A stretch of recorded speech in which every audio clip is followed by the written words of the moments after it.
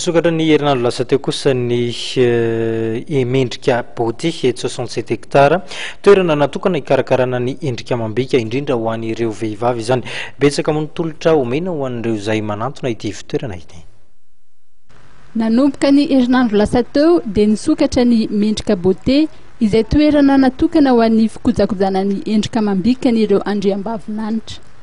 Araka nambarandramatoa Anta Stephenson dia azo fahafampo tanteraka ireo izay isafidy ny mendrika beauté satria dia matianina tanteraka ny tolotra izay omen'izy ireo ary ankoatra ny fahafahana mandony sarany tsikelikely na ny facilité de paiement dia mandray amin'ny ora sy andro rehetra izay isafidianan'ny mpanjifa ny mendrika beauté ety 67 hectares akaiky ny Koum.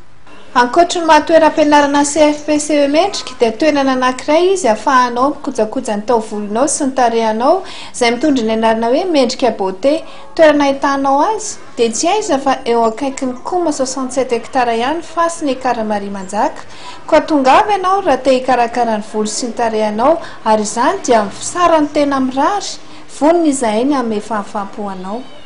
Efa misokatra ho an'ny rehetra kosa ny fisoratana anarana amin'ny andiany manaraka ho an'ireo izay liana amin'ny fiofanana avolenta momba ny taovolo sy tarehy ao amin'ny CFPC mendrika izay marihana fa iantohan'ity ivitoerana ity manontolo ny fitaovana rehetra ampiasaina ary ny tena mampiavaka ny CFPCE mendrika dia azo alotsikelikely ihany koa ny saram-pianarana.